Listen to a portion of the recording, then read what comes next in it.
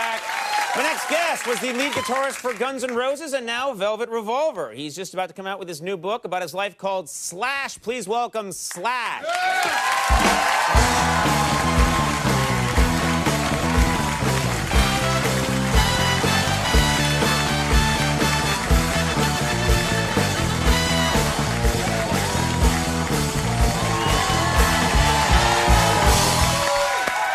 For being here. Thanks for having me. You know, first of all, you sat in with our guys once a bunch of years ago. It was one of the coolest nights, we've ever had here. So thank you so much for coming back. Just to do that. Yeah, anytime. Jimmy's awesome. Yeah, well, he's a good man, but it's always nice to have you sit in. And first of all, so much to talk about.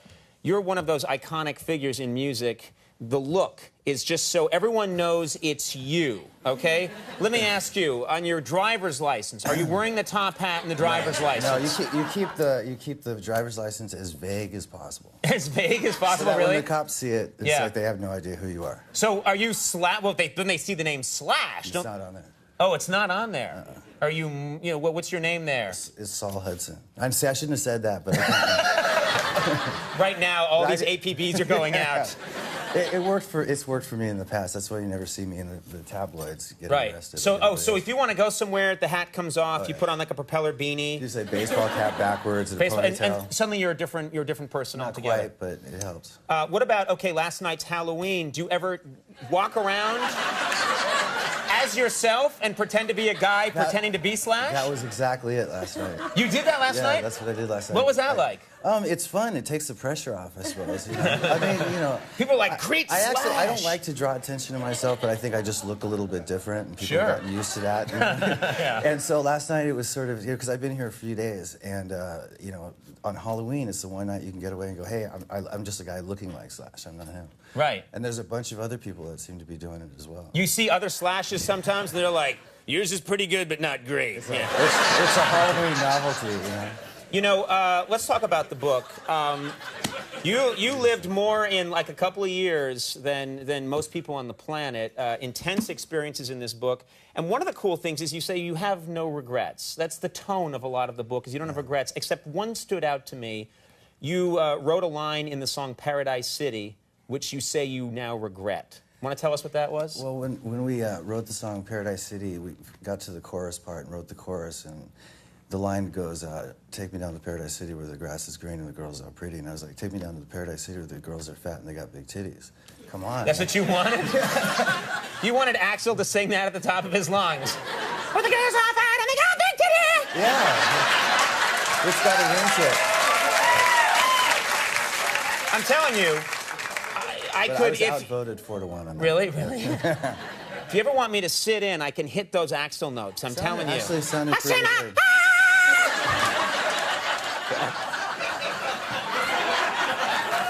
She got style, but it seems to me.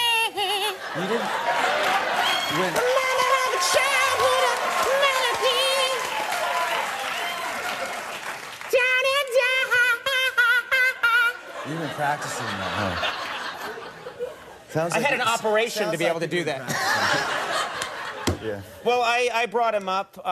You and Axl don't speak, do you? We just haven't spoke. You know, it's not really that big a deal. When I left the band, that sort of long relationship that we had was sort of bruised, I'd say. Right. And so we just haven't really, you know, I haven't even run into him, which is sort of odd. You've tried to contact him, is that right? I have. I sent him some Christmas cards over the years. I would love to see your Christmas card. Well, Happy holidays from Slash. Yeah, right. But you know. And you tried to go see a Guns N' Roses, the new incarnation of Guns N' Roses. You tried to see that show a few years ago, and what happened? I went down to the joint in Las Vegas. I knew that Guns was playing. I thought this will be interesting. You know, New Year's Eve. And me and the missus went down there, and management had made it so that nobody would let me in. Word got around that I was coming, and so I got there. That's just so weird that you can't go see a Guns. I mean, I feel weird even calling it Guns N' Roses because I think to a lot of us it's not Guns N' Roses. But I got there and I got in my hotel room, and we were about to walk out the door, and there's a knock on the door, and security going, "We can't let you in." I was like, "Come on, it's no big deal. What am I going to do? You know, like, what's the big problem?" And they said, no, we've got strict orders not to let you back. But it wasn't an Axl thing. I always stress that. It was management who thought, management thought doing that it. it would probably be bad for the show if I sort of showed up. It might distract Axl from what he was doing or whatever. Right. I'm not really sure. I want to, yeah, one face in a sea of thousands. I saw a top No, I hat. think the rumor. I'm not gonna go out there, see?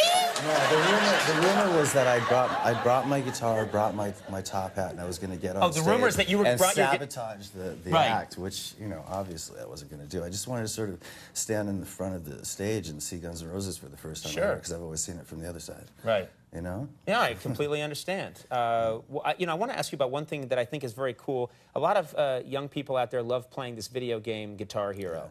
And I know actually here at the office we have it. The producer's always going in there. Jeff Ross is always in there playing, you know, against interns. People really get into this show. It's a big game.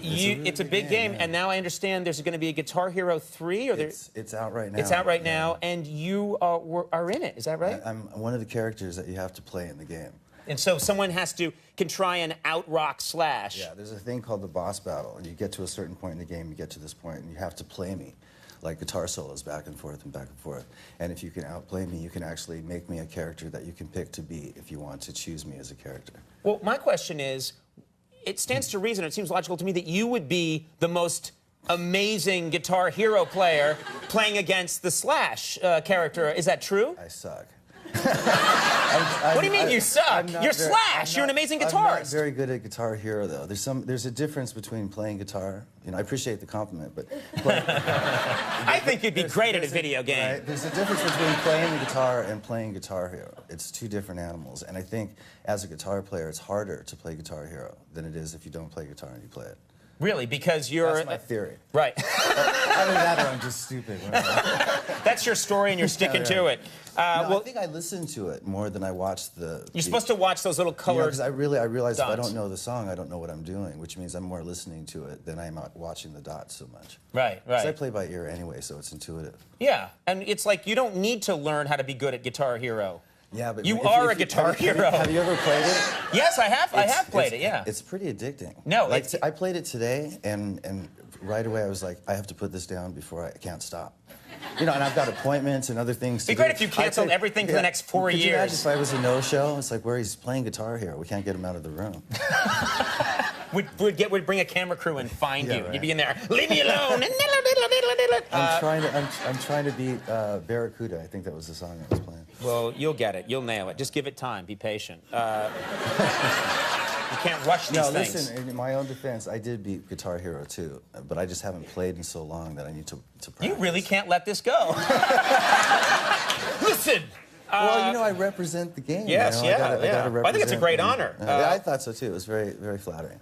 I call you up and go, hey, would you be the next rock legend?